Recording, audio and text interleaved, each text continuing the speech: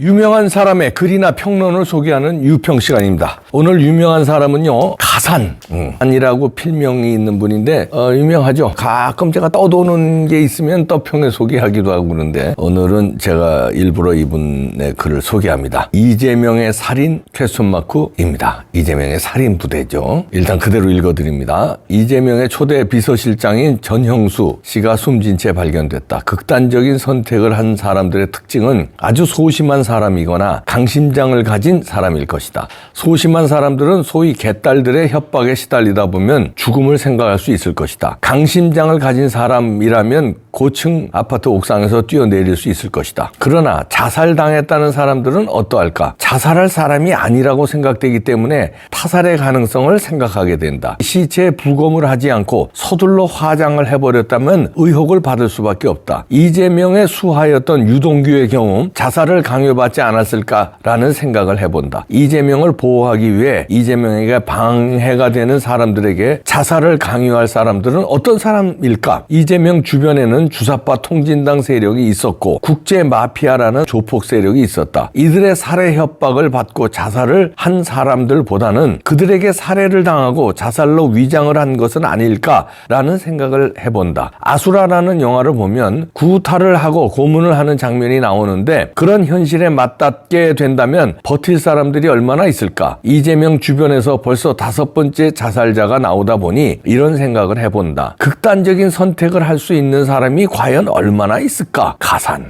이런 글인데요. 자살 쉽지 않죠. 목숨을 끊는다는 건데.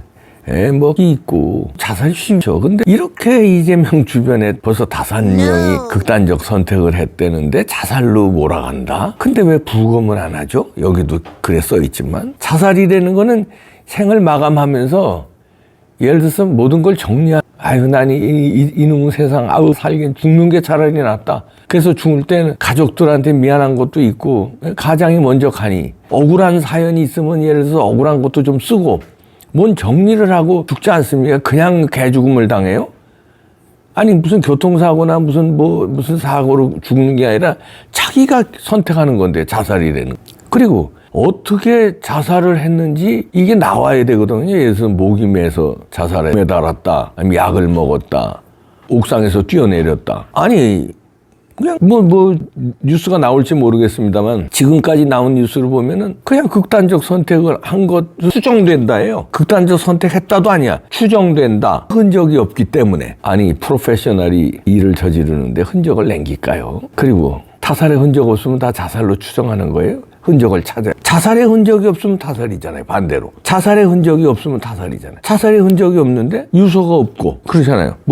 그동안에 자살하겠다는 그 암시를 한 어떤 주변의 인물들의 것도 없고 명백한 조건은 있고 이 사람이 성남시의 그 개발 사업의 모든 걸 기획조정실장이었는데 다 알고 그렇기 때문에 이재명이 경기도지사로 가면서 비서실장으로 데려갔는데 충분한데 그 합숙소 이거 인원 꼽고 이런 것도 이 사람이 총괄했고 다 했는데 핵심 증언인데 이재명이 시켜서 했지 핵심 증언인데 핵심 증인마다 자살을 하냐고요. 그런데 왜 부검을 안 해?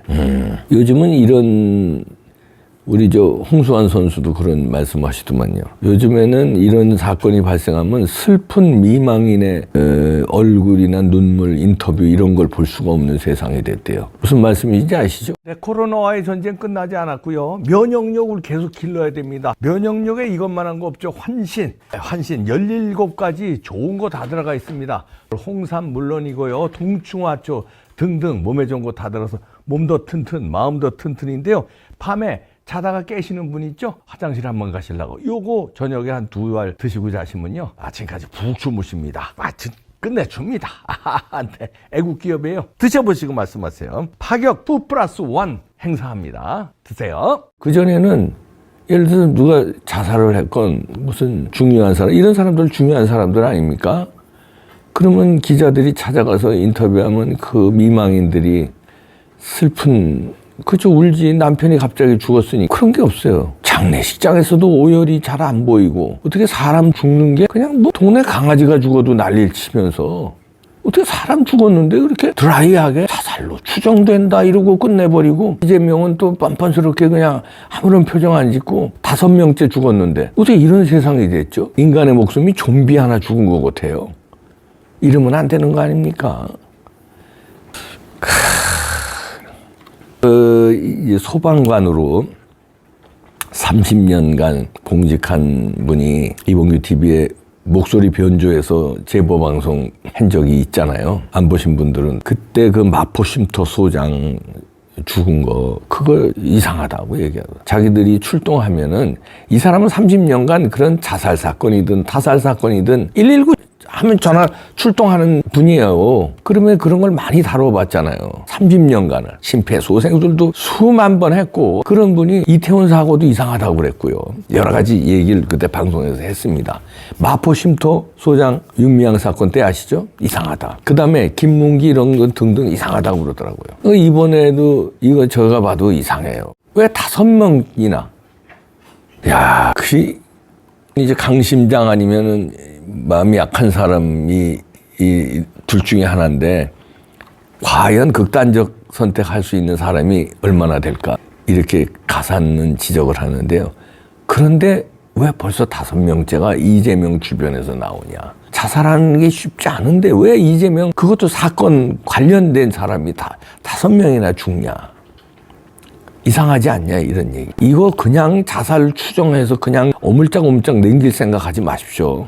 4명까지는 그렇게 남겼다고 쳐. 5명인데 홍수환 선수의 사전 오기로 5명째는 밝힙시다. 사전 오기.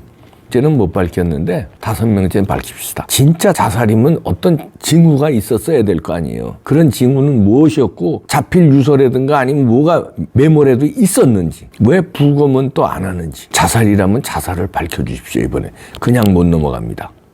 자살에 명백한 증거가 없으면 타살로 봐야 되지 않겠습니까? 반대로 자살의 명백한 증거 밝혀주십시오. 아니면은 타살로 볼 수밖에 없지 않겠습니까? 타살이라면 누가 타살을 하겠습니까? 누가 이 작전을 지시하겠습니까? 귀신 같은 사람 많아요. 북한 간첩들은요 귀신이에요. 귀신. 특공대 훈련 받은 사람들. 조폭들도요 사람 하나 이렇게 해치는 거는 귀신같이 처리해요. 뒤에 누구겠습니까? 밝혀주시기 바랍니다. 자살이라면 자살이란 증거를 내놓으셔야 돼요. 자살이라면. 그 확실한 자살 증거가 없으면 타살로 볼 수밖에 없어요. 왜냐?